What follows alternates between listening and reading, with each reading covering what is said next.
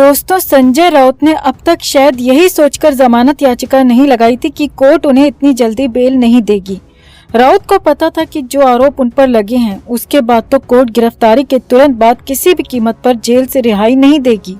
इसीलिए संजय राउत ने 1 महीना जेल में काटने के बाद कोर्ट में जमानत की याचिका लगाई। मगर कोर्ट के फैसले ने तो हर किसी को हैरान कर दिया, या कहिए कि कोर्ट के फैसले से राउत का मजाक भी बन गया। कोर्ट का फैसला सुनकर राउत ना तो रो पाए और ना ही हंस पाए। उनकी बड़ी खराब स्थिति हो गई, क्योंकि कोर्ट के फैसले ने राउत की परेशानियों को और ज्यादा बढ़ा दिया। और सबसे बड़ी बात तो ये है दोस्तों कि इस फैसले के बाद ईडी की ताकत और भी ज्यादा उभर कर सामने आई है। तो क्या कुछ हुआ बेल एप्लीकेशन पर सुनवाई के दौरान, और कैसे राउत को बड़ा झटका लगा है, और क्या है कोर्ट का फैसला, आपको बताते हैं सब। आप भी वीडियो को लाइक और शेयर कर अपना प्यार और सपोर्ट दिखाएं और कमेंट में अपनी राय जरूर रखें। चैनल के साथ जुड़कर चैनल को सब्सक्राइब कर हमारी आवाज बने। तो शिवसेना सांसद संजय राउत मुंबई की आर्थर रोड जेल में बंद हैं। 31 जुलाई की आधी रात को राउत को अरेस्ट किया गया। उसके बाद करीब 8 दिन तक उन्हें ईडी की रिमांड पर रखा गया और 8 अगस्त से राउत जेल के अंदर बंद हैं और अभी 19 सितंबर तक उन्हें जेल में रहना पड़ेगा, अगली सुनवाई तक। अब तक संजय राउत ने बेल एप्लीकेशन नहीं लगाई थी, यानी कि जमानत की मांग नहीं की थी। इसकी वजह क्या थी वो राउत और उनके वकील ही जाने। मगर इस मामले में संजय राउत की तरफ से वकीलों ने पहली बार स्पेशल कोर्ट में बेल एप्लीकेशन लगाई है, और जिसकी सुनवाई स्पेशल कोर्ट में 8 सितंबर को हुई। अब सुनवाई के बाद संजय राउत और उनके वकील की हालत ये थी कि वो ना तो हंस पाए और ना ही रो पाए, क्योंकि कोर्ट का फैसला ही कुछ ऐसा था। दरअसल कोर्ट में राउत के वकील बड़ी गर्मजोशी के साथ अंदर गए, क्योंकि उन्हें पूरी उम्मीद थी कि कुछ राहत तो उनके हाथ लगेगी। मगर ऐसा कुछ भी नहीं हुआ।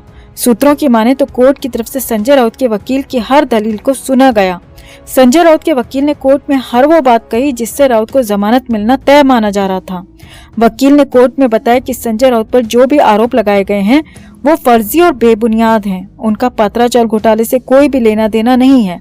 इसके बाद वकील ने कहा कि मेरे मुवक्किल 1 महीने से जेल में बंद हैं, जबकि उन्होंने कुछ भी गलत नहीं किया। इसके बाद वकील ने कोर्ट में कहा कि संजय राउत की सेहत भी लगातार गिर रही है।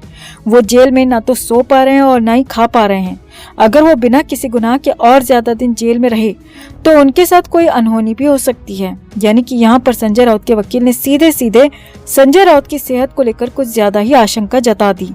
अब संजय राउत की तरफ से बेल एप्लीकेशन पर तुरंत सुनवाई की अपील की गई थी, लिहाजा ईडी की तरफ से कोर्ट में कोई भी पेश नहीं हो पाया। ईडी के वकील कोर्ट में नहीं पहुंचे तो एक तरफा सुनवाई के बाद कोर्ट ने किसी भी तरह की राहत देने से इनकार कर दिया। जी हाँ, बड़ी खबर है कि स्पेशल कोर्ट ने संजय राउत को जमानत देने से फिलहाल इनकार कर दिया और 16 सितंबर का वक्त अगली सुनवाई के लिए तय किया गया है। कोर्ट की तरफ से कहा गया है कि पहले हम जांच एजेंसी की दलील सुनेंगे, उसके बाद ही किसी नतीजे पर पहुंचेंगे। कोर्ट ने ईडी को राउत की जमानत पर अपना जवाब दाखिल कराने के लिए 16 सितंबर तक का वक्त दिया है और अब 16 सितंबर को होने वाली अगली सुनवाई के बाद ही कोर्ट जमानत को लेकर अपना फैसला सुनाएगी। अब आपको बता दें कि 19 सितंबर को तो वैसे भी राउत के मामले की रेगुलर हियरिंग है। 19 सितंबर तक वैसे भी राउत को जेल में ही रहना है और 16 सितंबर तक जमानत की सुनवाई पर इंतजार करना पड़ेगा। यानी सेब पर चाकू डालें या चाकू पर सेब, कटेगा तो सेब ही। लिहाजा कुछ भी हो, संजय राउत को फिलहाल तो जेल में ही रहना पड़ेगा। उनकी जमानत याचिका पर कोर्ट की तरफ से उन्हें फिलहाल किसी भी तरह की राहत नहीं दी गई है। वहीं इस मामले में कानून के जानकारों की माने तो राउत के वकील एप्लीकेशन में कुछ ऐसा नहीं ठोस दिखा पाए जिसके चलते उन्हें जमानत मिल जाए। वही रेगुलर बातें हैं, सेहत का हवाला है और आरोपों को फर्जी बताया गया है। ऐसा ही पहले नवाब मलिक और अनिल देशमुख भी कर चुके हैं, मगर उन्हें भी जेल से अभी तक रिहाई नहीं मिल पाई। अनिल देशमुख तो जेल में 10 महीने से ज्यादा वक्त से बंद हैं। वहीं नवाब मलिक भी पिछले 7 महीने से जेल में ही हैं। इसलिए कानून के जानकारों की माने तो राउत को भी जमानत मिलने की संभावना ना के बराबर है और अभी लंबा वक्त राउत को जेल में ही काटना पड़ सकता है। तो आपको क्या लगता है, क्या होगा 16 सितंबर को? क्या ईडी अपने जवाब से कोर्ट को अपने पक्ष में कर पाएगी? ये संजय राउत को जेल से रिहाई मिल जाएगी? आप क्या सोचते हैं? कमेंट में आप भी अपनी बात, अपनी राय जरूर रखें और वीडियो को लाइक और शेयर कर अपना प्यार और सपोर्ट भी जरूर दिखाएं। तो पात्रा चावल घोटाले के आरोपी संजय राउत इस वक्त आर्थर रोड जेल में बंद हैं, जहां फिलहाल संजय राउत को 5 सितंबर तक रहना है। इसके बाद कोर्ट में सुनवाई होगी और कोर्ट से जो फैसला आएगा उसके आधार पर ही आगे की राह तय होगी। अब इस बीच राउत का परिवार पूरी ताकत लगा रहा है कि कैसे भी संजय राउत को जेल से बाहर निकाल लिया जाए। राउत का परिवार ही नहीं बल्कि ठाकरे वाली पूरी शिवसेना ही इस कोशिश में जुटी है कि राउत को जैसे तैसे जेल से बाहर निकाला जाए, मगर ऐसा हो नहीं रहा क्योंकि इतने गंभीर आरोपों के बाद जेल से बाहर आना नामुमकिन सा है। नवाब मलिक और अनिल देशमुख भी हर तरह की कोशिश करके हार चुके हैं, मगर जेल से बाहर नहीं निकल सके। तो अब जो महा खुलासा हुआ है उसके मुताबिक अब फरार होने का प्लान बनाया जा रहा है। दरअसल बीजेपी के नेता किरीट सोमैया ने बहुत गंभीर खुलासा करते हुए कहा है कि मुंबई के घोटालेबाज फरार हो सकते हैं। किरीट सोमैया ने नाम लेते हुए कहा कि कोविड सेंटर घोटाले के आरोपी सुजीत पाटकर मुंबई छोड़कर ही नहीं बल्कि देश छोड़कर जाने की तैयारी में है। किरीट सोमैया ने बताया कि अपनी गिरफ्तारी के डर से सुजीत पाटकर देश छोड़कर जाने की फिराक में है, क्योंकि सुजीत पाटकर को पता है कि जब उनके बिजनेस पार्टनर संजय राउत गिरफ्तार हो सकते हैं तो उनकी गिरफ्तारी को कोई नहीं टाल सकता, इसीलिए फरारी का प्लान बनाया जा रहा है। दरअसल में संजय राउत को गिरफ्तारी के बाद से ही उनके बिजनेस फ्रेंड सुजीत पाटकर मुश्किल में हैं।